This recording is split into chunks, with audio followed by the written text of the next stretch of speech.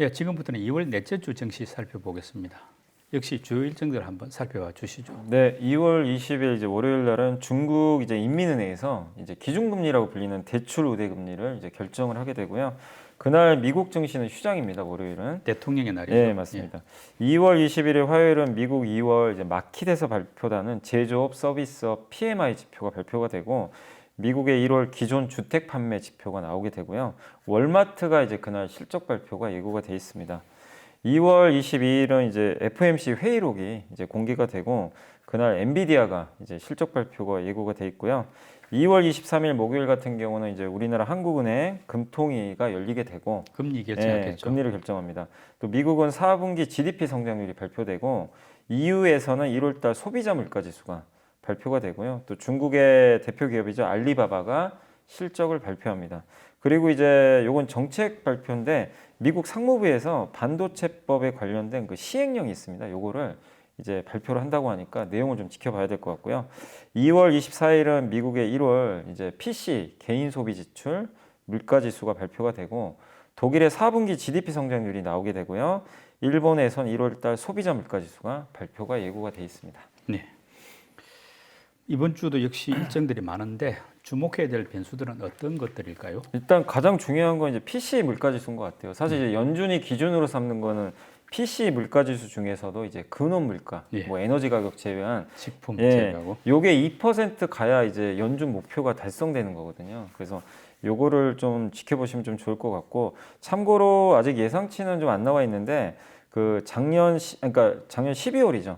12월에 PC 물가 지수가 5% 나왔었고요. 네. 근원 PC는 4.4 나왔으니까 이거보다 좀 아래로 나온다면 조금 긍정적이지 않을까 이렇게 보고 있고 그리고 이번 주에 역시 또 우리나라에서는 그 금통위 금리 결정이 있는데 뭐 동결 가능성이 굉장히 높은데 다시 지금 미국은 또 인상 쪽으로 좀 방향이 잡히니까 한국은행 총재가 또 어떤 발언을 할지 모르겠어요. 고민이 많겠습니다. 고민이. 그리고 근데 또 요새 외국계 증권사에서는 일부 뭐 노무라나 이런 데는 한국은행이 하반기에 금리를 좀 많이 낮출 것 같다 이런 보고서들을 좀 썼더라고요.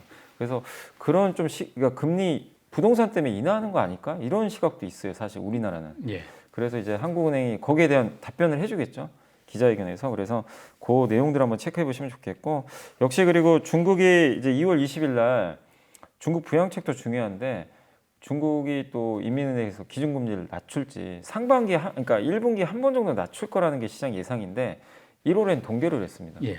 그래서 2월에 낮출지 물론 이제 3월에 할 수도 있지만 한번 그것까지 좀 지켜보시면 좀 좋을 것 같고 그리고 실적 발표 중에서는 역시 우리나라에 영향을 주는 건 엔비디아. 네. 엔비디아가 이제 2월 22일 날 실적 발표를 하니까 이게 어쨌든 잘 나오는 게 우리나라 반도체한테도 영향을 주니까 한번 체크를 해보시면 좋겠습니다. 예. 1월 소비자 물가 지수 발표한 이후에 미국의 이제 10년물 국채 금리가 한 3.8% 정도까지로 높아졌더라고요. 이렇게 이제 시중 금리가 높아지면은 그동안 조금 좋아졌던 성장주들이 다시 타격을 받을 가능성은 없을까요? 아 근데 의외로 잘 버티더라고요. 지난주만 해도 예. 일단 좀 잘 버티다가 이제 주 후반엔 좀 빠지는 모습이 있었는데 좀 예전과 다른 경우는 금리 오르면 그냥 무너져 버렸거든요. 예. 근데 이제 지금은 힘이 좀 있더라고요, 확실히. 그래서 결국엔 기본 가정이 금리 물가는 어쨌든 작년에 고점은 쳤다. 그러니까 지금 반등은 해도 그 작년 고점은 넘지 않을 거라는 거에 대한 기본 공감대는 있는 것 같아요. 그래서 금리 물가가 다시 올라도 이 성장주들이 힘없이 무너지진 않는다. 일단 이게 첫 번째 것 같고 그리고 작년에 워낙 주가들 많이 빠졌잖아요. 이미 이제 좀 안 좋았던 뭐 고점 대비 70% 빠진 기업들이 너무 많기 때문에 그래서 이미 작년에 다 반영했다. 네. 이런 이슈들은 그런 게 또 두 번째인 것 같고 그리고 세 번째가 뭐냐면 펀더멘탈적으로 좀 바뀐 게 챗 GPT가 영향을 좀 주는 것 같아요. 예. 빅테크에서 지금 열을 올리는 게 다 인공지능인데 네. 이게 돈 되지 않을까. 아. 그러니까 뭔가 새로운 수요 산업이 좀 나온 거 아니냐. 네. 근데 기존에는 이게 없었잖아요. 예. 기대할 만한 게 뭐 금리 이런 거 말고 돈 벌 게 뭐 있지? 새로운 기대 네. 분야가 생긴 거죠. 근데 이게 생겨버리니까 아 사람들이 이제 약간 여기에 멀티플이라고 그러죠. PER을 좀 높여주는 이런 요소들이 좀 나왔고 실제 또 로블록스가 메타버스의 대표 주자인데 지난주에 실적이 되게 잘 나왔습니다. 예. 이용자 수가 늘어서 그러니까 대표 주자가 이렇게 또 좋은 모습 보이니까 그러니까 이런 것들이 맞물려 가지고 물론 지금 금리 오를 때 이 기업들이 오르기 쉽진 않아요. 그렇지만 옛날처럼 이제 힘없이 무너지는 그런 흐름은 아니다라고 보시면 되겠습니다. 예. 그챗 GPT 등장하면서 이제 HBM이라 하죠. 고대역 네, 네, 메모리가 맞습니다. 각광받기 시작했다 이런 이야기들이 있는데 그러면 이게 삼성전자나 SK하이닉스 메모리 업황에 약간 긍정적인 재료가 될 수 있을까요? 인공지능 쪽은요, 기존 메모리로는 안 되거든요. 당연히 고성능. 아까 이제 HBM 같이 예. 이제 대역폭, 이 채널 길이를 넓히고, 이 단수도 보통은 메모리가 이렇게 한 층으로 돼 있는데 몇 단 아파트처럼 쌓는 거죠. 요걸 이제 HBM이라고 하는데 요걸 이제 탑재를 해야만 인공지능이 돌아간다고 하더라고요. 실제 SK하이닉스가 엔비디아에 요걸 납품을 하는 걸로 알고 있거든요. 네. 근데 이게 예전엔 수요가 그렇게 많지 않았겠죠. 근데 이번에 그 하이닉스의 박종호 사장도 실제 이걸 언급을 한 것 같더라고요. 이게 좀 의미 있는 수요 반전이 좀 있는 것 같다. 그렇게 본다라면은 HBM발 그 어떻게 보면 그 새로운 반도체 모멘텀이 네. 나올 것 같고 여기에 우리나라가 또 HBM은 한국이 또 세계 최강의 또 경쟁력을 갖고 있으니까 좋을 것 같고 HBM을 하려면 반도체 후공정이라고 하는데 조립하고 패키징 해주는 예. 이게 단수를 쌓으려면요 이게 적층한다 그러거든요. 네. 이 기판과 연결을 시켜줘야 돼요. 그게 다 후공정입니다. 그래서 후공정 쪽에 대한 투자들도 많이 이루어질 것 같아서 저는 우리나라 전반적인 반도체 생태계가 좀 좋아지고 당연히 이거는 뭐 삼성전자 하이닉스한테도 새로운 수요 창출이잖아요. 예. 그래서 좀 긍정적일 수밖에 없다. 고 보는 게 맞는 것 같습니다. 그 중국 배터리 업체 CATL이 이제 포드하고 손을 잡고 미국 이제 배터리 시장 외 진출을 시도해가지고 말하자면 뭐 기술만 제공한다고 하지만은 또 미국으로 일단 진출하는 효과가 있을 수 있는데 네. 이게 국내 2차 전지 업계에 어떤 영향일까요? 괜찮을까요? 일단 이제 이게 좀 다들 놀랐죠. 이제 중국은 아예 못 들어가는 걸로 알았거든요. 예. 그래서 LG엔솔 주가도 그 당시에 한번 흔들렸거든요. 근데 이제 가능성은 좀 낮게 보고 있는 것 같아요. 왜냐하면 지금 실제로도 요즘에 또 최근에 업데이트된 뉴스들 나온 거 보면 일부 공화당 의원들이 중국 기술 쓰면 안 된다, 반대한다, 뭐 이런 선언도 좀 보낸 것 같고 그리고 지금 이 중국 어쨌든 이게 만약에 현실화 될 수도 있잖아요. 예. 실제 이게 뭐 법적으로 문제가 없다면 할 수도 있는 건데 이 실제적으로 이게 성공한다고 그렇게 높게 보지 않는 이유 중에 하나가 아니 지금 포드는 배터리를 만들어 본 적이 없어요. 이거 CATL이 만드는 게 아니고 예. CATL이 기술만 주고요. 네. 포드가 자기가 직접 공장 지어가지고 만들거든요. 예. 근데 아시겠지만 지금 SK 온도 얼마나 고생합니까? 수율 안 나와가지고. 그러니까 이게 수율 잡는 게 예. 굉장히 어렵다고 하더라고요. 예. 2차 전지도. 이게 26년의 양산이거든요. 예. 양산한다고 수율이 100% 나오는 게 아니에요. 그러니까 양산하면서 또 1, 2년 또 걸려요. 그래서 좀 약간 회의적으로 보고 있고 또 거기다가 이건 포드가 만들잖아요. CATL이 만든 게 아니에요. 거기다가 CATL의 강점은 중국에서 소재를 엄청 싸게 조달받잖아요. 예. 그러니까 이제 원가 경쟁이 있는데 미국에서 그걸 하려면 어렵다는 거죠. 아. 왜냐하면 중국 소재 못 쓴단 말이에요. 그렇죠. 쓸 수가 없어요. 예. 보조금 못 받아요 그러면. 그럼 LFP 경쟁력이 퇴색되겠죠. LFP는 어쨌든 저가 좀 예. 이 가격 원가균이 경쟁력이 좋다는 거죠. 근데 보조금을 이걸 썼는데 못 받는다. 네. 그러니까 이런 좀 약간의 또 딜레마도 있거든요. 그래서 만약 이거를 그냥 나쁘게 그러니까 물론 안 좋은 뉴스는 맞는데 이거를 그냥 너무 걱정한다 이거보다도 지금 그리고 2026년에 양산이에요. 예. 좀 시간도 남아 있어서 아직은 우려보다는 그리고 명확하게 이게 공장을 짓는다 이렇게 뭐 지금 미국 정부에서도 공식적으로 허용해 준 건 아직 아니거든요. 예. 그러니까 조금은 더 우리가 뉴스 한 3월까지는 지켜보시되 너무 우려할 상황은 저는 아니다라고 이렇게 예상을 하고 있습니다. 그리고 하이브하고 카카오의 이제 SM 지분 인수 경쟁 이게 굉장히 치열한데 뭐 현재로서는 뭐 어떻게 진행이 될지 지금 판단하기가 뭐 쉽지 않지 않습니까? 네. 뭐 그래서 만약에 하이브가 인수했을 때하고 또 카카오가 인수했을 때 어떤 엔터 산업의 어떤 구조 변화가 어떻게 될까 이게 좀 궁금한데 어떨까요? 근데 저는 뭐 엔터 업계에 누가 인수하든 큰 변화가 생긴다 이렇게 보지는 않고요. 왜냐하면 이제 그 인수하는 회사는 변하죠. 예. 인수하는 회사. 만약 하이브가 인수를 하게 되면 하이브가 좀 약한 부분이 사실 하이브는 미국에서 되게 잘하긴 하는데 BTS 공백이 커요. 네. 근데 이걸 메꿔버릴 수가 있어요. SMIP는 대단하잖아요. 사실은. 그렇죠. 예. 라인업들이. 네. 그럼 그 공백을 완전히 메꿀 수가 있죠. SM이 업력이 기니까요. 네, 또 업력이 길고 그래서 이제 그런 부족한 점을 채울 수가 있거든요. 그러면 좋고 카카오 엔터 같은 경우는 K-팝 시스템이 부족하잖아요. 예. 사실 거기 소속돼 있는 연예인분들이 대부분 제가 알기로는 아이유도 있는 걸로 알고 또 유재석 씨. 근데 이제 K-팝 흔히 이 그룹이죠. 네. 이게 좀 부족하니까. 근데 SM을 인수하면 바로 그걸 그냥 회복할 수가 만회할 수가 있는 거죠. 예. 그래서 그런 면에서 각각의 이제 업체들한테는 굉장히 플러스 요인이 있는데 YG 입장에서 네. 뭐 물론 이제 인수를 하게 되면 이제 뭐 시너지 효과가 발휘돼서 약간의 경쟁 관계가 형성될 수는 있겠지만 이게 구조적으로 뭐 어떤 회사들을 갑자기 뭐 엔터 산업 전체가 갑자기 더 성장을 하고 그럴 것 같지는 않고요. 왜냐하면 YG나 JYP는 자기 역할 다 잘하고 있거든요. 그래서 제가 봤을 때는 엔터 산업에 큰 영향을 준다. 네. 뭐 K-팝이 더 좋아지고 뭐 안 좋아지고 근데 이거보다는 규모가 커지니까 뭐 하이브가 만약에 SM까지 합치면은 굉장히 지금 글로벌로 더 잘할 네. 수도 있을 것이고, 또 아까 말 카카오도 또 SM의 지분 인수해가지고 네. SM을 같이 합병을 하면은 이게 굉장히 또 시너지 효과가 있을 수 있으니까. 네. 근데 분명히 색깔은 또 서로 좀 다르거든요. 그러니까 저는 이제 말씀드리고 싶은 게 이게 다 사람이잖아요. 네. 사람 이제 무형자산이거든요. 그렇기 때문에 이게 융합하기도 사실 쉽진 않아요. 하이브하고 SM 분명히 또 회사 색깔이 다르거든요. 예. 예전에 그러니까 우리 메모리 반도체나 이런 데는 제조업체는요 합종 연행을 딱 하는 순간 업황이 좋아집니다. 예. 5개에서 3개로 줄면 3개 업체 좋아지는 거예요. 근데 엔터 산업은 각각에서도 그 팬덤들이 다 달라요. 예. 그냥 뭐 SM 팬덤도 있죠. SM 안에서도 나는 뭐 NCT가 좋아 막 이러니까 이게 M&A 하니까 뭐 합종 연행에서 더 여긴 더 좋아지고 이런 거 같지는 않아요. 그렇기 때문에 엔터 산업 자체에 미친 영향은 저는 그렇게 좀 크진 않다. 예. 근데 기업마다는 좀 약간 다를 수는 있겠죠. 그러니까 뭐 K-팝이라든지 예. 이런 엔터의 어떤 큰 흐름에서는 뭐 엄청난 변수나 뭐 그럴 것 같지는 않습니다. 아니지만은 예. 근데 각 하이브나 카카오의 어떤 개별 기업의 어떤 앞으로의 부족한 점을 채워주니까 예, 그런 거는 좀 성장성은 좋게, 예. 많이 변화가 그리고 이제 생기겠네요. 한 가지 더 말씀드리고 싶은 거는 이제 엔터 뭐 이 산업 뭐 산업 측면에 이 주가 측면에서 보면요 이렇게 지금 이런 이슈는 좋을 수밖에 없는 게 이번에 어쨌든 핵심 뭐죠? 이수만 의장이 그걸 건드려 버린 거잖아요. 예. 그 약간 이걸 터널링이라고 하는데 대주주가 자기 자회사 만들어서 예. 빼가는 거죠. 네. 이제 이거를 못하게 만들어 버렸어요.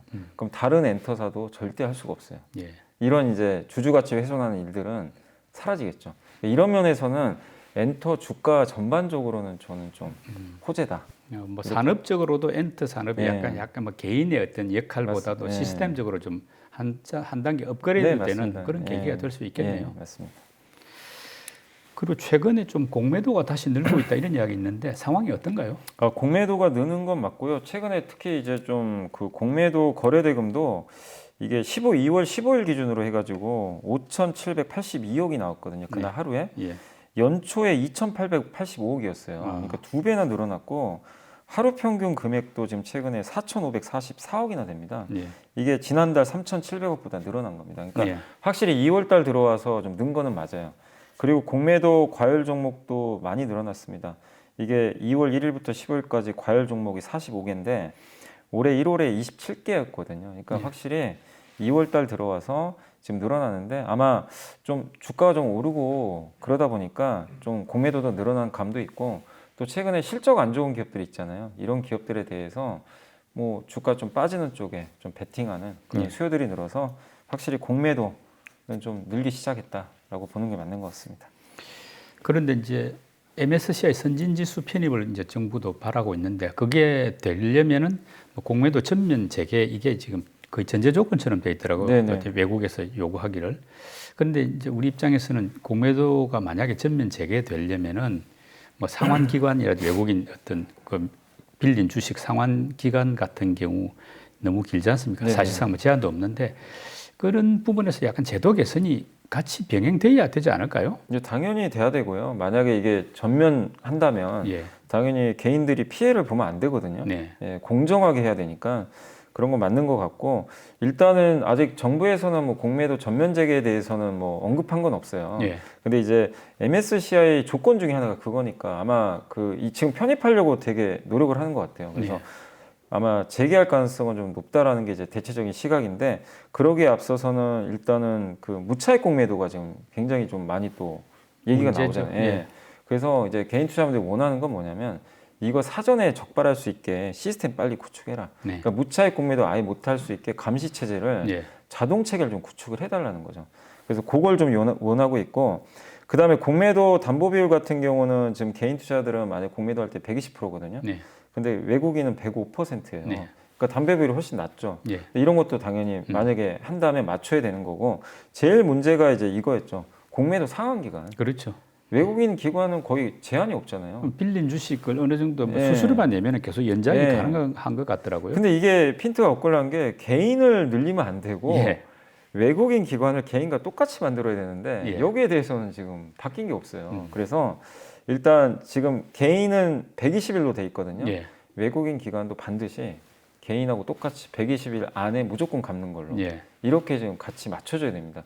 요게 된 다음에야 이게 되는 거지 이런 것도 안 하는데 공매도 다 제기한다. 예. 이건 아니다라고 좀 말씀드리고 싶습니다. 예. 지금은 3월 FOMC도 좀 남아 있고 또 중국 양회도 조금 시간이 있다 보니까 약간 애매한 어떤 상황 같은데 네. 뭐 이런 시점에서 조금 주목해 볼 만한 뭐 업종이나 분야가 있다면 어떤 쪽일까요? 결국엔 지금은 이제 증시가 위가 약간 막혀 있잖아요. 막 답답하니까. 네. 그럼 사람들은 뭘 보냐면은 그냥 뭔가 재료 있는 걸 봐요. 뭐 모멘텀이 있거나 이제 이런 이슈들을 찾는데 그래도 이제 가장 빨리 다가올 이슈가 일단 3월 1일에 예. 테슬라 인베스터 데이가 있습니다. 아. 테슬라가 이제 무슨 전략 발표를 한다고 하더라고요. 예. 그래서 거기 관련돼 아마 원통형 배터리 또 얘기도 나올 것 같고 해서 또 광물 얘기도 나올 것 같아서 역시 2차 전지주 그 중에서도 원통형 관련주들 한번 계속 좀 지켜봐야 될 것 같고요. 그 다음에 3월 4일날 양회 열리잖아요. 예. 그래서 아까도 잠깐 말씀드렸지만 가장 만약에 부동산 얘기가 나오면 철강주가 굉장히 좋을 가능성이 높거든요. 네. 그래서 철강 업종에 대해서도 보시고 그 다음에 이번에 그 결국 풀어줬죠. 이제 네. 그 중국에서 입국하는 사람들 네. 이 비자 면제, 예. 이 비자 제한하는 거 이게 됐는데 결국 시간 문제로 보고 있는 게 중국인 단체 관광객 네. 오지 않을까. 그러면 중국의 대규모 단체 관광객이 온다면 가장 큰 수혜는 역시 면세점이 되겠죠. 예. 예, 그래서 이런 면세점도 한번 눈여겨보시고 그리고 계속 반도체는 좀 괜찮을 것 같아요. 반도체 기업들 주가 그렇게 비싼 편도 아니고 예전보다 그리고 중국이 양회에서 부양책 써도 중국 부양책 써서 소비 늘면 당연히 반도체 당연히 좋아지고 예. 또 하는 거니까 그래서 반도체는 꼭 뭐 어떤 특정 시점보다는 좀 상반기 내내는 꾸준하게 좀 관심을 가질 필요가 있는 것 같습니다. 예. 초보 투자자들을 위한 팁 제공 순서 연불리의 보고서 듣는 차례인데 어떤 내용입니까? 오늘은 이제 오랜만에 드라마 제작사 관련된 좀 보고서가 있어서 KB증권 리서치 센터에서 이제 여러분이 같이 썼더라고요. 그래서 제목은 영광의 시대는 지금입니다. 이런 내용이고 주로 중소형 이제 드라마 제작사 관련된 이제 보고서입니다. 그래서 여기서 이 콘텐츠죠. 드라마를 만드는 이 기업들의 특징은 뭐냐면 경기에 영향을 잘 안 받아요. 그죠? 이제 드라마 제작사라는 게 경기 안 좋다고 물론 경기 안 좋아서 저기서 뭐 투자 줄일 수도 있겠지만 예. 경기 민감도가 다른 업종에 비해서는 상당히 낮은 편이고 특히 그런 이유 중에 하나가 OTT죠. 넷플릭스나 디즈니 플러스나 티빙 이런 데가 투자를 굉장히 많이 하죠. 가입자 늘리기 위해서. 그래서 경기에 좀 덜 민감하다. 이렇게 보시면 좋겠고 특히 OTT 지금 구독자 확보 경쟁이 좀 계속 치열하잖아요. 이런 면도 긍정적이고 그리고 좀 우려했던 게 TV 채널들 있죠. 뭐 TVN, 예. 뭐 SBS 아니면 뭐 저기 JTBC 이런 데 보면은 채널에서 이제 방영하는 일주일에 몇 편 이렇게 드라마 방영 수가 있잖아요. 예. 좀 우려됐던 게 이거 좀 줄이는 거 아닐까. 약간 우려도 일부 했거든요. 근데 안 줄이더라고요. 유지한다. 그리고 저기 그 JTBC 쪽은 오히려 늘렸어요. 그러니까 우려가 해소된 거죠. 그래서 드라마 방송국에 납품하는 이 수도 유지가 되니까 지금 나쁠 건 없다. 이런 좀 내용이고 그리고 이 중국이 좀 가장 큰 화두가 될 것 같아요. 지난해 이제 연말부터 중국 수출 예. 조금씩 열리기 예, 시작하죠. 열렸죠. 예. 예.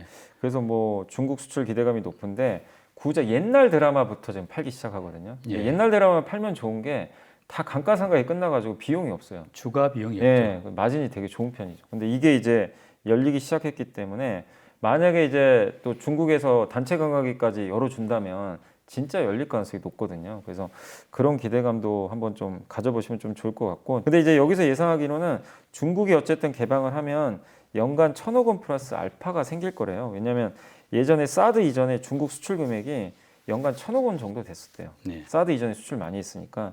그리고 2020년에는 240억밖에 수출 못했죠. 그래서 만약에 열린다면 1,000억 이상의 플러스 알파가 나오니까 제작사들한텐 상당히 좋다. 그리고 마지막으로 이 대형 제작사 말고요. 중소형 제작사들이 많잖아요. 네. 이 회사들을 볼 때 텐트폴이라는 작품이 있어요. 이게 뭐냐면 편당 그 제작 그러니까 이 제작비가 10억 이상 한 편에.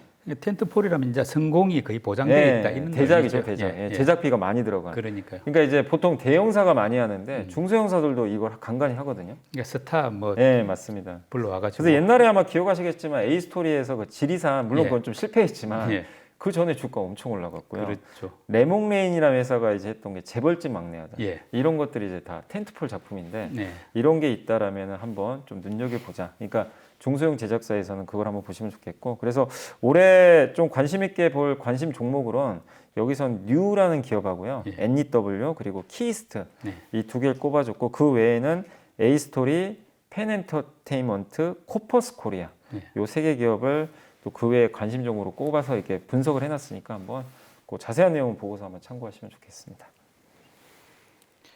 인블리의 보고서 소개했습니다만은 투자 공부를 위해서는 관심 분야에 있어서의 어떤 증권사 보고서들 자주 그리고 반드시 열심히 읽어봐야 할 것 같습니다. 인블리의 비밀노트 오늘 순서 마칩니다. 임 이사님 수고 많이 하셨습니다. 감사합니다.